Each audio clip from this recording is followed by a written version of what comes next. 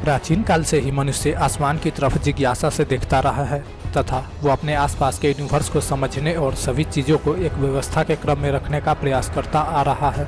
आदि मानव जब जंगल में रहता था तब उसे रात में विभिन्न प्रकार के जंगली जानवरों से जान का खतरा था। ऐसे में पूर्ण और बड़े आकार के चंद्रमा वाली रातें उसके लिए काफी राहत देने वाली रही होगी, क्योंकि इन रातों में वो अधिक सुरक्षित महसूस करता होगा। यहीं से सूर्य और चांद आदि के प्रति मनुष्य में सम्मान का भाव प्रकट हुआ। हेलो दोस्तों, मेरा नाम है सूरज और स्वागत है आपका एक और शानदार वीडियो में।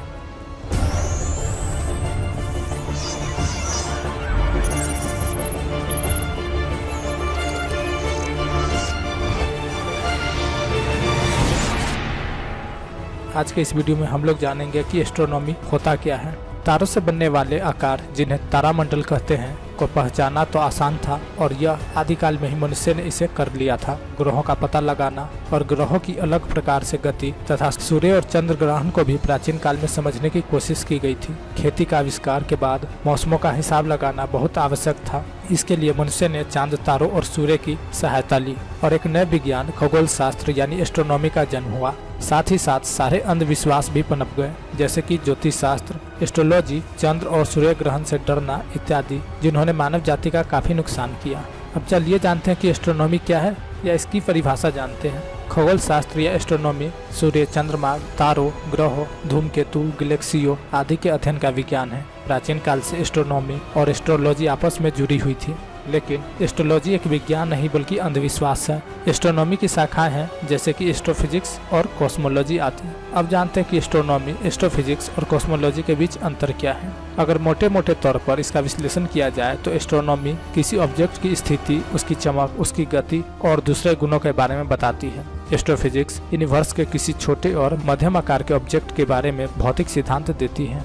कॉस्मोलॉजी बड़े ऑब्जेक्ट्स की और पूरे यूनिवर्स के सिद्धांतों, व्यवहार, उनकी उत्पत्ति और अंत की व्याख्या करती है। अब चलिए जानते हैं एस्ट्रोनॉमी अंतरिक्ष विज्ञान की शाखाएं कौन कौन सी है। आदिकाल से एस्ट्रोनॉमी के अंतर्गत आकाश का अध्ययन किया जाता है। आधुनिक एस्ट्रोनॉमी को दो वर्गों में बांटा जा सकता है, सैद्धांतिक एस्ट्रोनॉमी और पर्यवेक्षण एस्ट्रोनॉमी यानी ऑब्जर्वेशनल एस्ट्रोनॉमी। अब जानते हैं कि ऑब्जर्वेशनल एस्ट्रोनॉमी क्या है। पर्यवेक्षण एस्ट्रोनॉमी के अंतर्गत तारों, ग्रहों, गैलेक्सियों आदि का पर्यवेक्षण और अवलोकन किया जाता है। सेकेंड नंबर पर है थियोरिटिकल एस्ट्रोनॉमर्स। सैद्धांतिक एस्ट्रोनॉमी में यूनिवर्स के सिद्धांतों को समझा जाता है तथा यह व्याख्या दी जाती है कि यूनिवर्स और गैलेक्सी, सौरमंडल आदि किस प्रकार बने।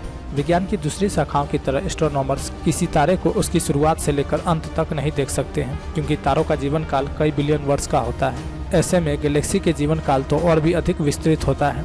इस समस्या से निपटने के लिए खगोल शास्त्री कई तरह के तारों का अध्ययन करते हैं, जो कि अपनी उम्र के अलग अलग अवस्थाओं में हैं। कुछ तारे बन रहे हैं, कुछ अपनी आधी उम्र पूरी कर चुके हैं, कुछ नष्ट होने वाले हैं। इस तरह पर्यवेक्षण एस्ट्रोनॉमी और सैद्धांतिक एस्ट्रोनॉमी दोनों आपस में जुड़े हुए हैं और एक दूसरे पर निर्भर हैं। अवलोकन किए गए डेटा के आधार पर ही सिमुलेशन और सिद्धांत बनाए जाते हैं। अब चलिए जानते हैं कि एस्ट्रोनॉमी की कितनी शाखाएं हैं। खगोल शास्त्र या एस्ट्रोनॉमी के कई शाखाएं हैं, जिनमें से कुछ इस प्रकार हैं। प्लेनेटरी एस्ट्रोनॉमी यानी ग्रह खगोल विज्ञान। एस्ट्रोनॉमी की इस शाखा का फोकस केवल ग्रहों पर होता है। इस शाखा के वैज्ञानिकों को प्लेनेटरी साइंटिस्ट कहते हैं, क्योंकि वो ग्रहों के आकार, उत्पत्ति, उनके अंत का अध्ययन करते हैं। इनमें से ज्यादातर सौरमंडल के अंदर स्थित ग्रहों का अध्ययन करते हैं। सौरमंडल के बाहर भी कुछ ग्रहों का पता अब लगाने लगे हैं तथा वैज्ञानिक इस बात का अध्ययन करने में लगे हुए हैं कि वहाँ का वातावरण कैसा हो सकता है। विज्ञान की शाखा में जियोलॉजी, स्पेस फिजिक्स, बायोलॉजी के ज्ञान का भी बड़ा महत्व है, क्योंकि दूसरे ग्रहों पर जीवन को ढूंढने के लिए बायोलॉजी का ज्ञान आवश्यक है।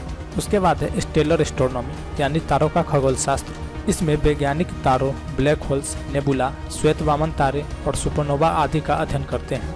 इस विज्ञान में तारों के अंतर्गत होने वाले भौतिक और रासायनिक प्रक्रियाओं का अध्ययन किया जाता है। उसके बाद है सोलर एस्ट्रोनॉमी। सूर्य खगोल शास्त्र यानी सोलर एस्ट्रोनॉमी के अंतर्गत केवल सूर्य का ही अध्ययन किया जाता है। सूर्य के प्रकाश की मात्रा और सूर्य से आने वाले विकिरणों का पृथ्वी पर क्या प्रभाव पड़ रहा है, इसका अध्ययन सौर खगोल शास्त्री करते हैं। उसके बाद है गैलेक्टिक एस्ट्रोनॉमी।